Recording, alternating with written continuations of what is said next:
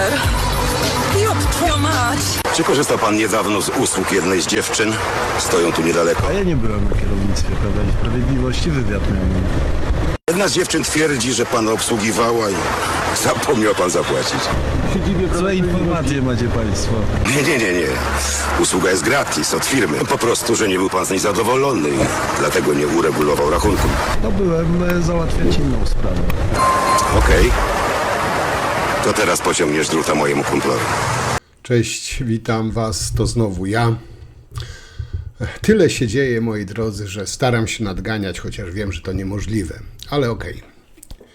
Mam trochę do gadania dzisiaj, także uzbrójcie się w cierpliwość, zróbcie kawkę, wygodnie usiądźcie i słuchajcie, proszę. Pamiętacie z pewnością film Och, Karol, który był komedią. Obecny Och, Karol jest to po prostu tragedia. Ze sprawy dotyczącej 201 dokonanych nieopłaconych przez Karola Nawrockiego rezerwacji luksusowego muzealnego apartamentu powoli robi się skandal obyczajowy. O tym, jak sobie balował, żył na koszt podatnika, już wam parę dni temu o tym wspominałem. I teraz nasuwa się, moi drodzy, pytanie,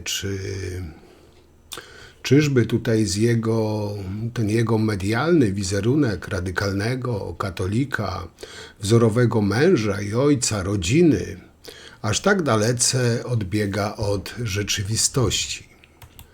Hipokryzja i obłuda to norma u często romansujących i rozwodzących się pisiorów, ale w przypadku tego pisowskiego, niezależnego, obywatelskiego kandydata na prezydenta to może być przysłowiowy gwóźdź do trumny.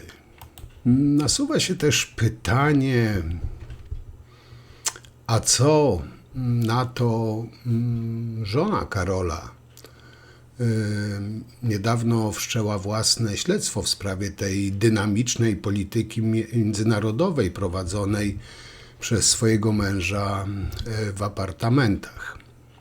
I tutaj chcę od razu wam powiedzieć, że tak naprawdę mnie osobiście nie interesuje, z kim, po co spotykał się w apartamentach ten obywatelski, niezależny, pisowski kandydat Nawrocki. To sprawa jest między nim a jego żoną. Ważne jest, dlaczego nie płacił i dlaczego ukrywał to przed opinią publiczną. Na to pytanie ten niezależny, obywatelski kandydat PiS na prezydenta wcześniej czy później musi odpowiedzieć. I teraz, moi drodzy, pytanie. To był hotel czy burdel? Całe Trójmiasto i pracownicy hotelu nazywali hotel Nawrockiego hotelem miłości. No, takie były tam do niedawna imprezy. No a oczywiście obok, bo 5 kilometrów od hotelu, statku miłości, czekała na naszego ojca rodziny żona z dziećmi. Moi drodzy, jedną z tych nimf statku miłości była niejaka pani Magdalena. Nazwiska tutaj nie podam niestety, raczej chyba nie mogę, chociaż znam. Ksywę miała Madeleine. No, musiała być dobra, bo odpłynęła z Alfonsem Nawrockim statkiem aż do Warszawy. Generalnie rzecz biorąc, pracownicy hotelu zaczęli mówić, sypać, jak zwał, tak zwał. I tutaj powoli poznajemy załogę kapitana Alfonsa i statku miłości, hotelu miłości. No oczywiście za to wszystko płacili polscy podatnicy. No i ten statek miłości pojawia się w naszym tekście. Tak określano hotelową część muzeum, tych kilka pokoi, apartamentów. Moi drodzy, teraz wam dam tutaj przykład jak Alfons Nawrocki zmienia taktykę w miarę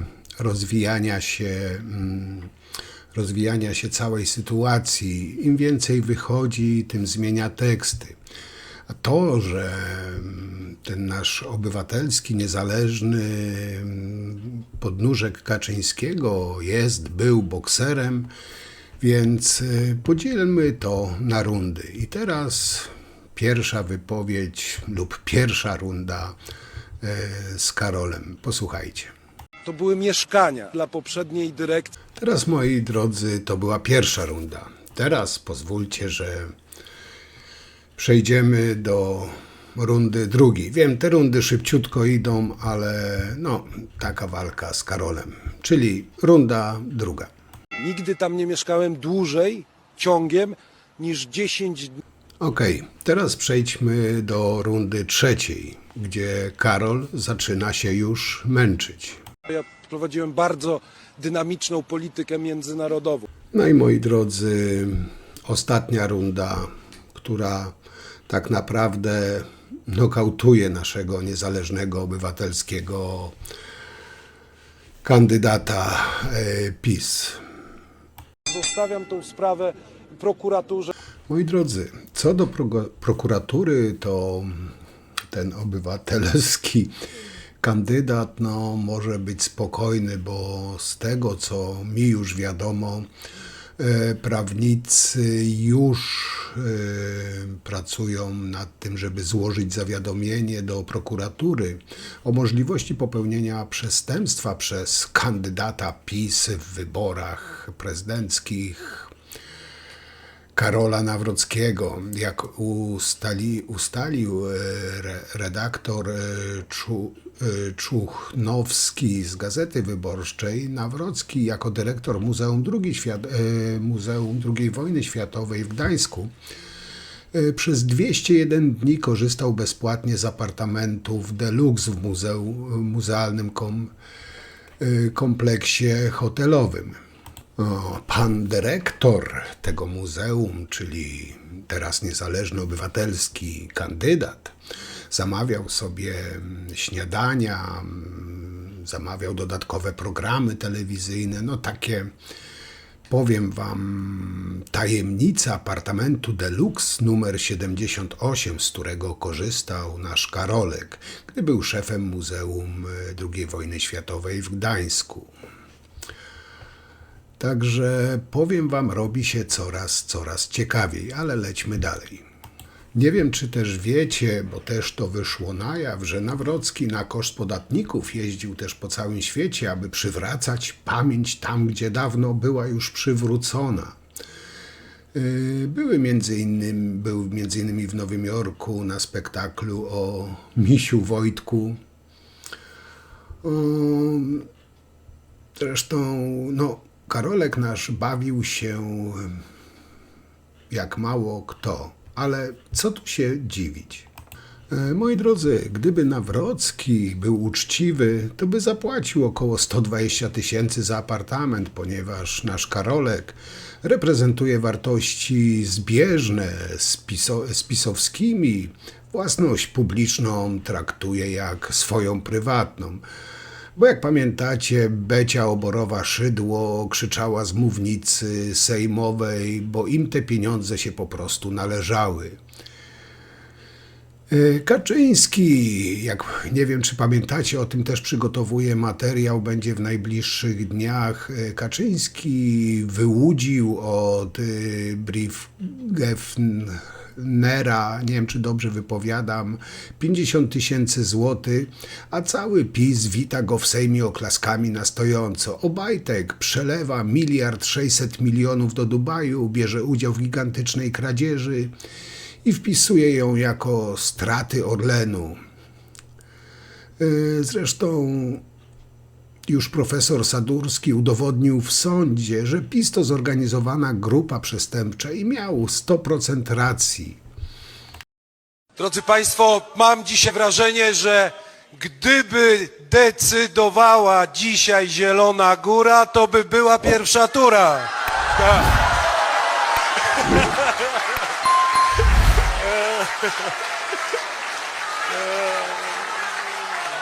Moi drodzy, ale tak naprawdę nie powinniśmy, kurczak, ja mam włosy rozwieszone, nie powinniśmy się temu dziwić.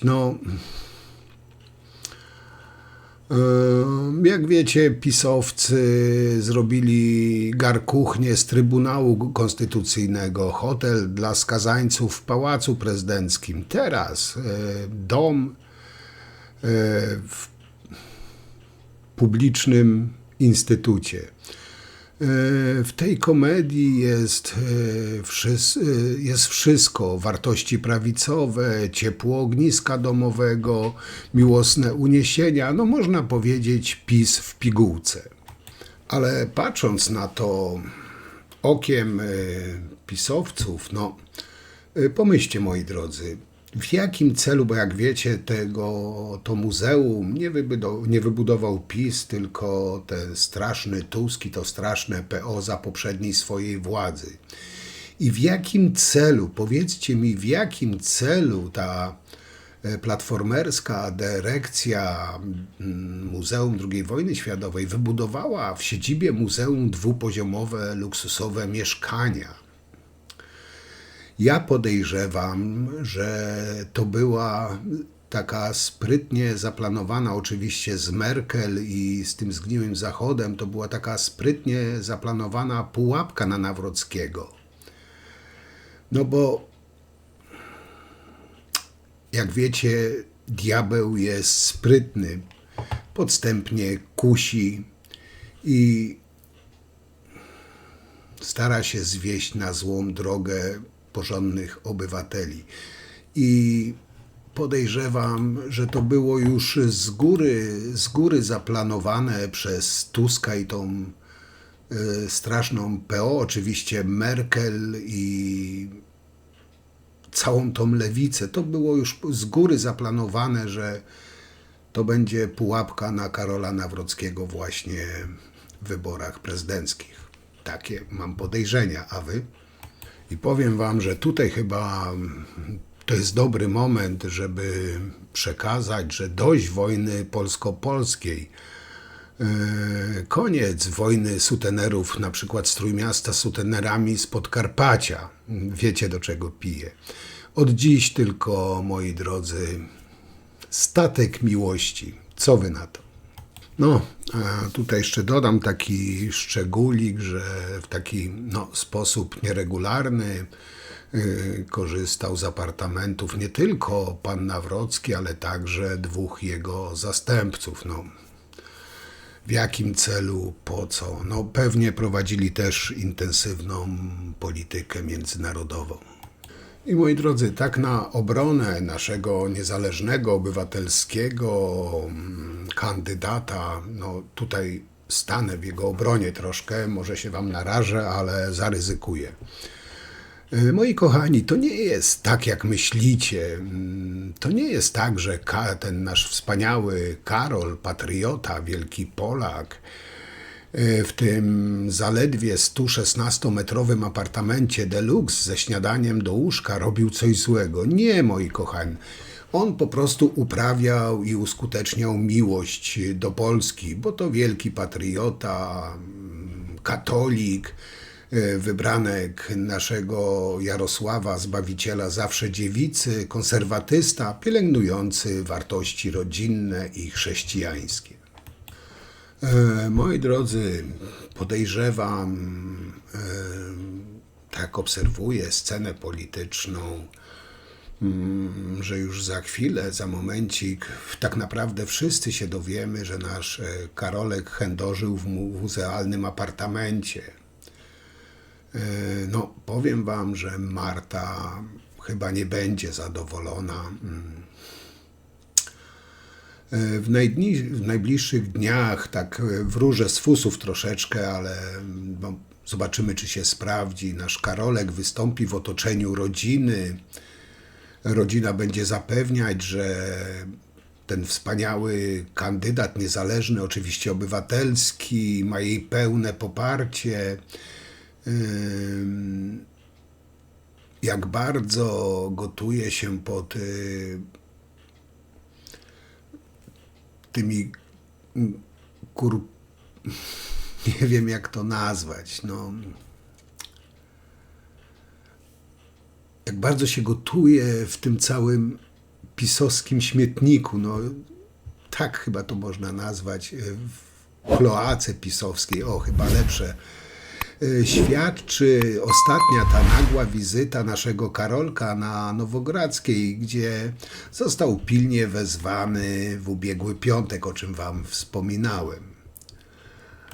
Lista tych wszystkich ważnych osób, które przyjeżdżały bo chodzi panu o Muzeum II Wojny Światowej. Tak, to jest na stronach internetowych, no dziesiątki, setki, tysiące osób, które przybywały do Muzeum II Wojny Światowej, które tak prężnie działało. Także to jest bardziej to jest praca do wykonania dla pana redaktora, czy dla tych, którzy są zainteresowani, niż dla mnie, żebym o tym opowiadał w tak ważnym momencie, w którym rozmawiamy o Rzeczpospolitej. Powiem wam, że z jednej strony się nie dziwię pracownikom muzeum, którzy boją się mówić o tym statku miłości publicznie. No, każdy chce żyć, każdy chce mieć kompletną rodzinę. Wiedzą, co potrafią znajomi naszego kapitana z tego statku miłości. Moi drodzy, a jak wyglądał ten cały statek miłości w muzealnym hotelu za czasów tego wzoru ojca rodziny, niezależnego kandydata pana Karola? Otóż, moi drodzy, ten niezależny i oczywiście obywatelski z ramienia PiS kandydat, zamiast korzystać z karty hotelowej, dysponował kluczem do apartamentu, który był zarezerwowany na jego nazwisko przez ponad 200 dni, jak wam wspominałem. Dzięki temu obecność ówczesnego dyrektora w pokoju nie była odnotowywana w systemie. Gazeta, która to odkryła, chodzi tu o Wyborczą, wiem, lewacka, zgniła, zakłamana gazeta. Tak, już słyszę widzę te komentarze.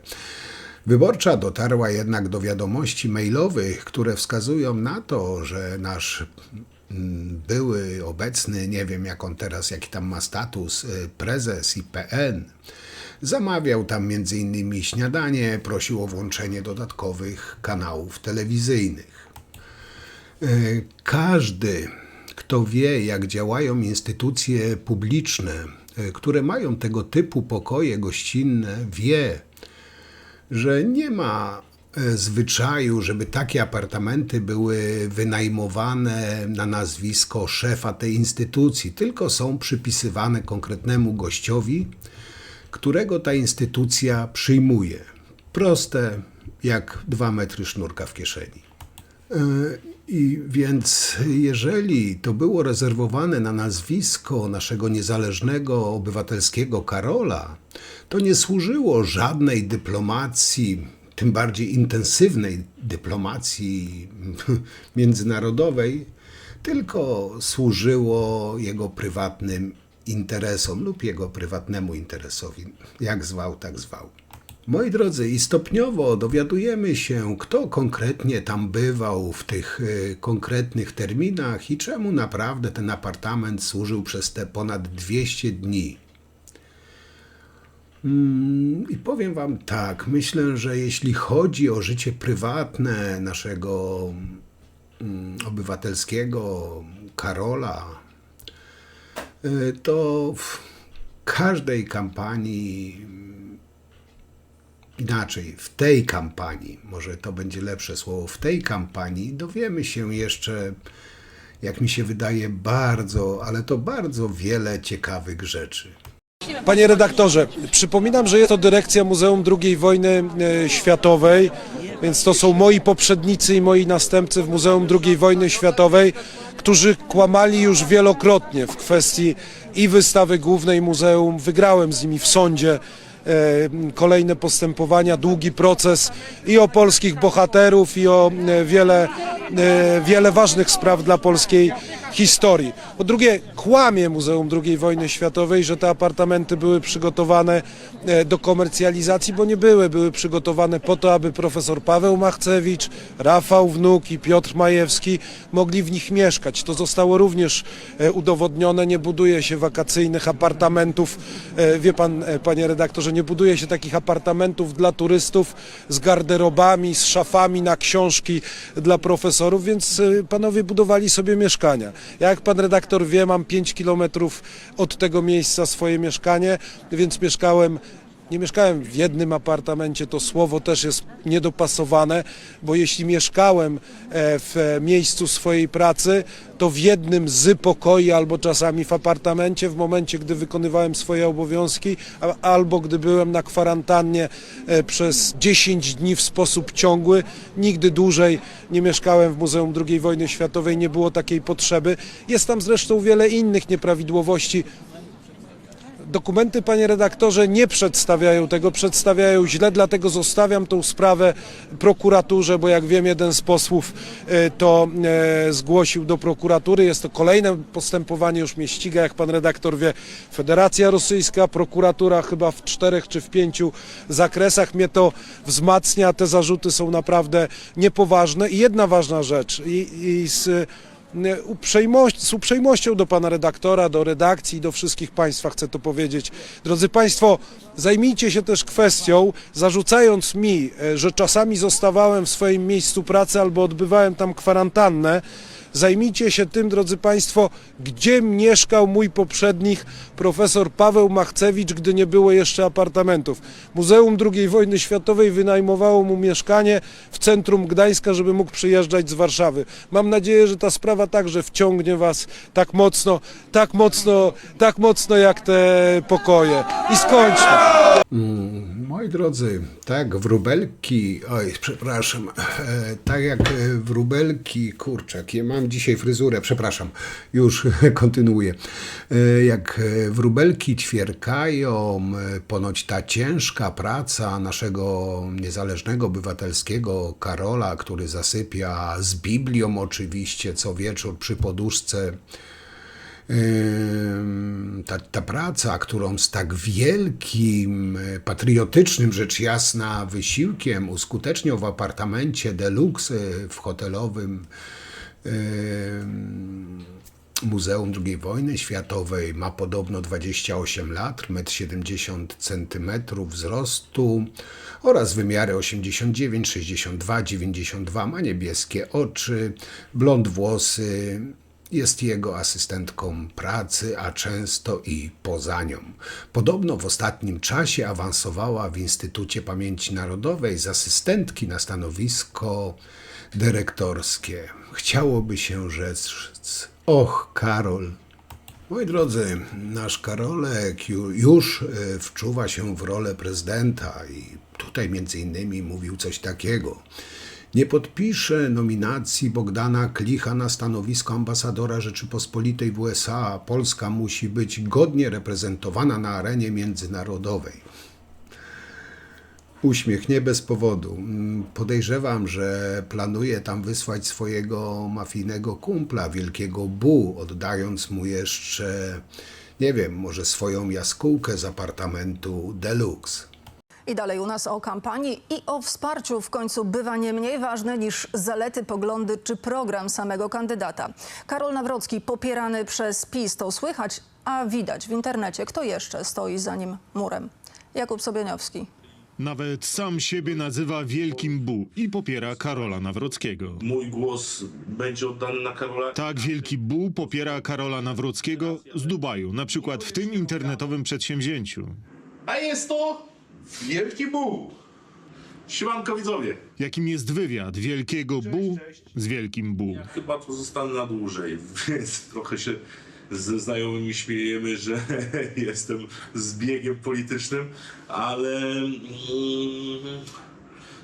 no według mnie Dubaj też ma bardzo duży potencjał. Wielki Bu był skazany i odsiedział wyrok za porwanie. Był wiązany przez prokuraturę z gangiem sutenerów. Jest kolegą kandydata PiS-u na prezydenta. To informacja o ich wspólnej kawie udokumentowana wspólnym zdjęciem. Pan Nawrocki jest teraz takim szczupłym, bardzo przystojnym mężczyzną, ale swego czasu był taki dużo potężniejszy, no i walczył nawet w ringu z bokserami, którzy walczyli tak jak podobno pan Wielki Bu. Jarosław Kaczyński, który teraz bagatelizuje związki kandydata PiS-u z przestępcą skazanym za porwanie, widział raport m.in. temu poświęcony, który krążył w PiS-ie, najprawdopodobniej powstał na zamówienie kogoś z PiS-u i ciągnie się za Karolem Nawrockim. Nie ma tam mocnych zarzutów, bo są tam zdjęcia różnych osób, tylko na tych zdjęciach nie ma, panie redaktorze, mojej osoby wśród osób, które uchodzą za niebezpieczne. To są zdjęcia Karola Nawrockiego z kimś niebezpiecznym, bo skazanym za porwanie. Jak widać, fotografowali się nie tylko przy okazji wspólnej kawy. Można oczywiście zaklinać rzeczywistość, że to są jakieś kontakty chwilowe, tymczasowe z przeszłości, no ale pokaż mi twoich przyjaciół, a powiem ci, kim jesteś. Donald Tusk w internecie napisał: nie dziwcie się, że tylu złodziei i gangsterów podziwia polityków i kandydatów PiS. Zrozumieli, że przy artystach Kaczyńskiego są w tym fachu zwykłymi rzemieślnikami. Ludzie będą musieli się zdecydować, po której stronie stoją. Czy po stronie takiego kandydata, który obstawia się byłymi przestępcami, którzy będą dumni, że będą mieli swojego prezydenta, czy jednak takiego, który będzie stał na straży prawa, który nie będzie robił z Pałacu Prezydenckiego jakichś dziupli, bądź też nie będzie ułaskawiał, nie daj Boże, takich osób, które będą miały problemy z prawem i polityków swojej partii. Łukasz Mejza z klubu PiS-u też pozował do zdjęcia ze skazanym za porwanie, który deklaruje, że on był skazany niesprawiedliwie, a Karol Nawrocki jest atakowany niesprawiedliwie. Szum z Karolem jest po to, że kurczę, no, jest naprawdę krystaliczną osobą. Wątek kryminalny, który gdzieś pojawił się w moim życiu, to też tak na przekór, bo ja nigdy do tego nie brnąłem do tego i nigdy mi to wcale nie imponowało. Wręcz przeciwnie, jeżeli to jest jedyny syf, który można oczernić naszego kolegę, który chce być prezydentem, no to przepraszam bardzo, politycy mają być odrealnieni, nie utrzymywać kontaktu ze światem. Kolega Karola Nawrockiego, skazany za porwanie, na tych nagraniach deklaruje, że na razie nie ma zamiaru wracać z Dubaju. Jakub Sobieniowski, Fakty. Moi drodzy, jak to się mówi, żona z reguły dowiaduje się ostatnia. Tak jak wam już wspomniałem, ta polityka międzynarodowa, którą tak intensywnie uprawiał, całymi tygodniami intensywnie poświęcał swój czas i energię w nieodpłatnie wynajmowanym apartamencie deluxe, tak jak wspomniałem, ma 28 lat, 170 wzrostu, no te wymiary, już nie będę tego powtarzał. Jest lubiącą wymyślne balety, bezpruderyjną blondyneczką. Podobno jest asystentką naszego niezależnego obywatelskiego kandydata, która w przeszłości wielokrotnie towarzyszyła mu w tych dalekich i bliskich, długich i krótkich wyjazdach służbowych, no także oczywiście zagranicznych. I podobno całkiem niedawno skokowo awansowała w IPN z asystentki na stanowisko dyrektorskie. Moi drodzy, ta polityka międzynarodowa podobno wielokrotnie korzystała również ze służbowej limuzyny Nawrockiego, która miała ją dowozić także do i z hotelu, w którym znajduje się ten apartament deluxe. Jeśli te informacje się potwierdzą, to zapewne okaże się, że ta polityka międzynarodowa, którą uprawiał nasz Karolek tak intensywnie, jest najkosztowniejszą asystentką w Polsce. Z powodu częstych rezerwacji przez Nawrockiego wspomnianego apartamentu Muzeum II Wojny Światowej straciło możliwość zarobienia około 200 000. Jak łatwo było się domyśleć, Małżonka Nawrockiego dopiero teraz dowiaduje się, że jej ślubny ponad 150 dni i nocy, kiedy rzekomo ciężko harował w trakcie rozlicznych wyjazdów służbowych, w rzeczywistości spędzał w luksusowym apartamencie 5 kilometrów od ich domu. Moi drodzy, podobno ta rzekomo kochana do szaleństwa, podziwiana i hołbiona przez Nawrockiego jego małżonka zaczęła na własną rękę poszukiwać dziesiątek uczestników tych dziesiątek służbowych spotkań w apartamencie deluxe. No i jak na razie nikogo nie znalazła. Podobno w związku z tym zaczyna całkiem poważnie myśleć o rozwodzie lub przynajmniej separacji. To wszystko mówię podobno, bo to jeszcze nie jest potwierdzone. Choć Nawrocki to kandydat, pamiętajcie, obywatelski, który z PiS nie ma oczywiście nic wspólnego, no bo chyba nikt nie ma wątpliwości, że on jest obywatelski i z PiS-em nie ma nic wspólnego. To tylko patrzeć, jak właśnie w siedzibie PiS na Nowogrodzkiej powstanie specjalny zespół negocjacyjno-rozjemczy, którego zadaniem będzie wybicie pani Nawrockiej z głowy pomysłów o separacji, wyprowadzce lub rozwodzie, a przynajmniej doprowadzenie do kilkumiesięcznej zwłoki w podjęciu tak radykalnych i niszczących wizerunek kochającego i wiernego małżonka kroków. No bo przecież o wizerunku wzorowego, praktykującego katolika, hołdującego w wartościach rodzinnych i tradycyjnym, nie wspominając, wybory prezydenckie, jak wiemy, są już za 4 miesiące, więc może pani Nawrocka jakoś się przemęczy, a pan Nawrocki może przecież do tego czasu spać na sofie w salonie lub w ostateczności na składanym łóżku w kuchni. Też krąży plotka, że podobno nasz Jarosław Zbawiciel podjął w trybie oczywiście pilnym decyzję, że kandydaci PiS w wyborach prezydenckich nie mogą zdradzać swoich małżonków. No ale oczywiście popierani przez PiS kandydaci obywatelscy mogą, a nawet powinni. Decyzja Jarosława staje się obowiązująca w chwili jej podjęcia, jak zwykle zresztą. No moi drodzy, a to całe powiedzenie, że prowadził aktywną politykę międzynarodową w hotelu, raczej w hotelowym apartamencie, nie wiem, czy można się bardziej ośmieszyć. Zostanie miejsce na domysły w tej sprawie, to taki, można powiedzieć, polityczny koniec. Chociaż z drugiej strony wszyscy doskonale wiemy, jak telewizja Ruspublika pierze mózgi właśnie takim typowym wyborcom PiS. No, tutaj nie powiem o młodzieży, bo młodzież jest bardziej rozsądna niż starsi ludzie, a telewizja Ruspublika i PiS właśnie żeruje na starszych ludziach, a efekty są takie, jakie widujemy na co dzień. Jak pan ocenia powrót w takim razie Donalda Tuska do polskiej polityki? Ja bym go zastrzelił, syk***na. Moi drodzy, no ale nie dziwmy się wyborcom PiS. Tego mema, którego tutaj widzicie, znalazłem na tak zwanych prawicowych stronach. To chyba nawet nie wymaga żadnego komentarza. Kończąc, bo zaraz przejdę do podsumowania, ale teraz chciałbym podsumować przypadek naszego Karolka i powiem wam, no wydaje mi się, że chyba powiedziałem wszystko, co było do powiedzenia na tą chwilę, ale pozwólcie, że coś wam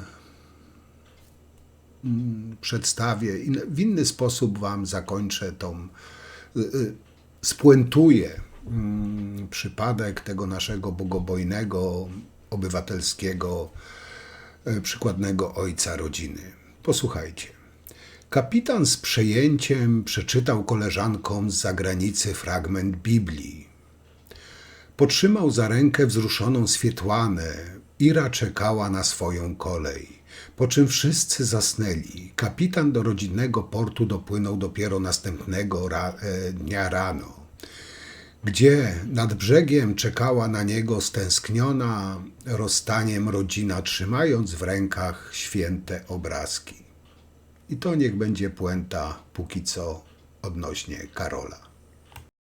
To jest absolutna potwarz.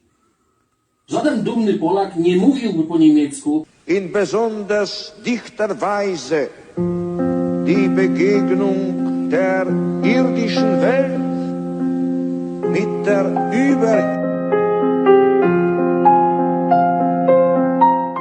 Moi drodzy, teraz tak jeszcze na koniec chciałbym wam pod rozwagę dać wam do myślenia.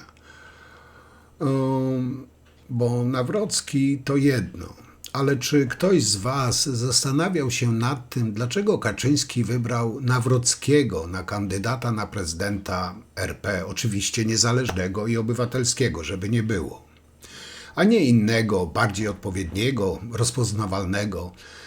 Przecież ten wcześniej nieznany wyborcom PiS-u Nawrocki, jak wiecie, większość nawet nie pamiętało, nie wiedziała, jak on się nazywa.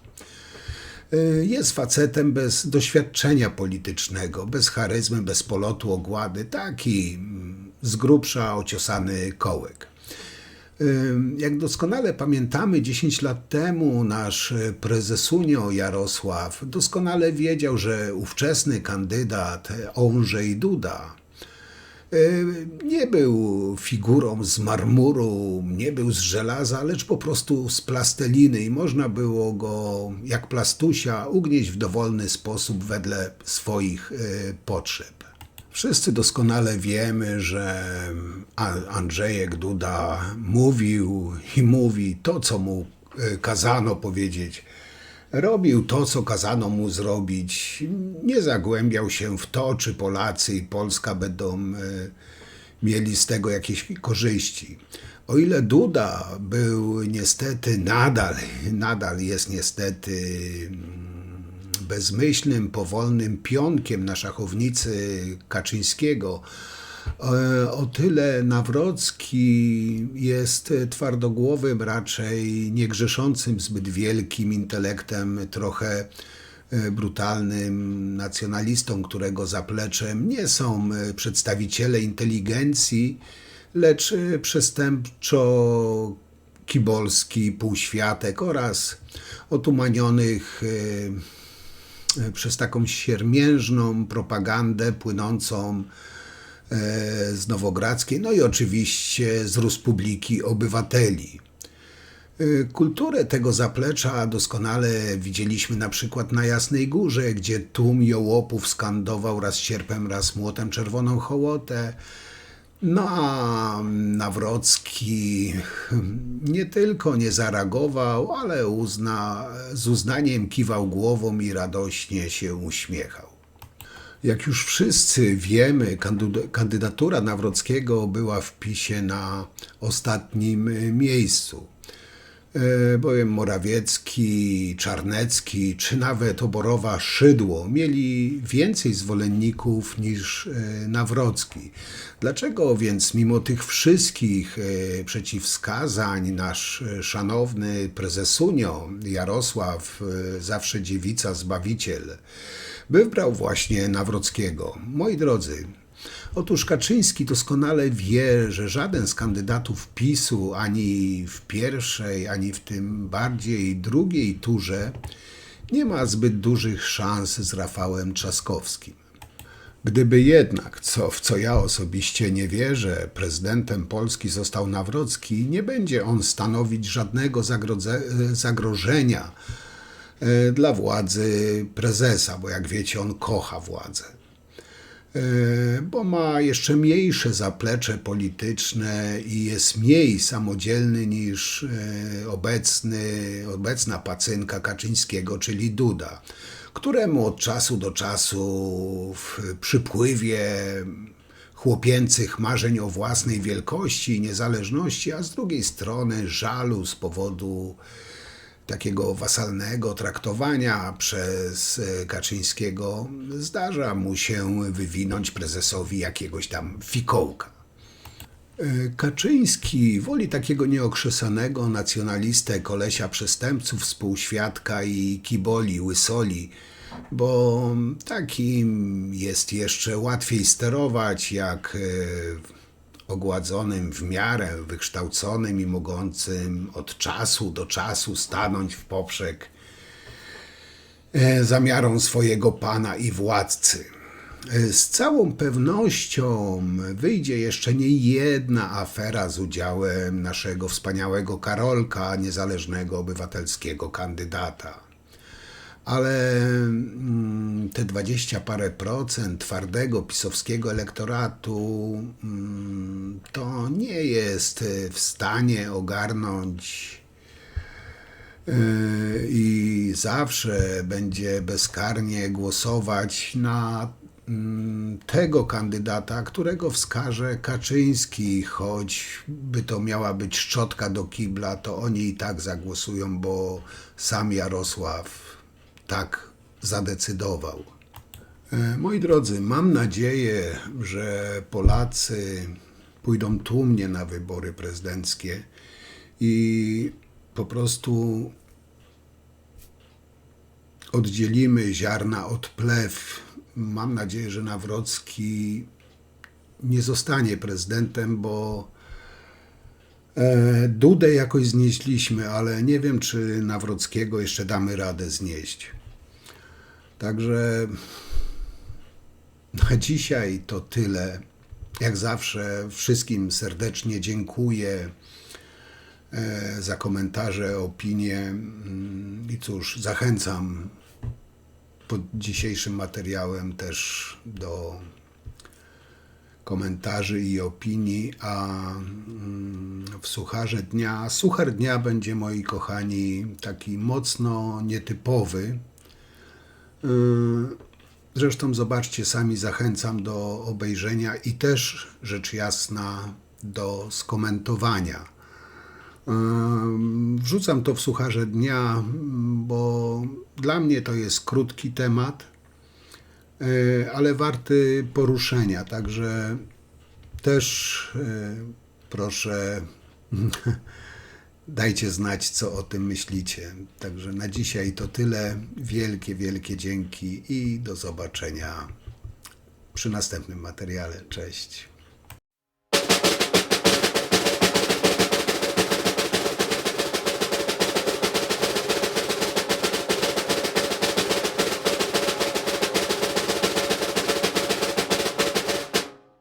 Moi drodzy, tak wspomniałem, jest nietypowy suchar, ale warty poruszenia. Jak wiecie, trwa pisowska nagonka na minister Nowacką, która się przejęzyczyła, źle wypowiedziała słowa. Fakt faktem, jest to bardzo niefortunna wypowiedź i powinna za tą wypowiedź przeprosić. Zresztą przeprosiła publicznie, wytłumaczyła się. Nie wierzę osobiście, że powiedziała to specjalnie. No, dla mnie jest to raczej niemożliwe i nie to, że jej bronię. Jest tylko człowiekiem. Każdy człowiek popełnia błędy, przeinaczy słowa. Nie widzę tutaj jakiejś wielkiej rzeczy. Znaczy, wielka jest to, że to było fatalne przejęzyczenie i tego nie można usprawiedliwić, nawet nie mam zamiaru usprawiedliwiać. Fatalne przejęzyczenie. Dla mnie to najważniejsze to, że publicznie przed kamerami przeprosiła za to i okej. No pisowcy, jak to pisowcy, nawet pamięć o pomordowanych w Holokauście wykorzystają do swojej brudnej polityki. I tutaj chciałbym drogim pisowcom przypomnieć, że na przykład Morawiecki w 2018 roku, ówczesny premier, historyk z wykształcenia, powiedział o Katyniu w ten sposób. Znaczy, za chwilę wam wrzucę jego wypowiedź o Katyniu. I tutaj moje pytanie, idąc tokiem rozumowania kaczystów, czy ta wypowiedź, czy tą wypowiedzią, którą za chwilę usłyszycie, chronił i wybielał komunistycznych oprawców Polaków? Bo tak to można ująć, no, jeśli idąc już tokiem myślenia pisowców. Zresztą zobaczcie wypowiedź Morawieckiego i ocencie sami. No i też jestem ciekaw, co myślicie na temat właśnie tego fatalnego przejęzyczenia, przeinaczenia słów minister Nowackiej. The Mauthausen-Gusen camp serves as an example. Gusen, along with Katyn, was a site of German mass murder of the Polish intellectuals.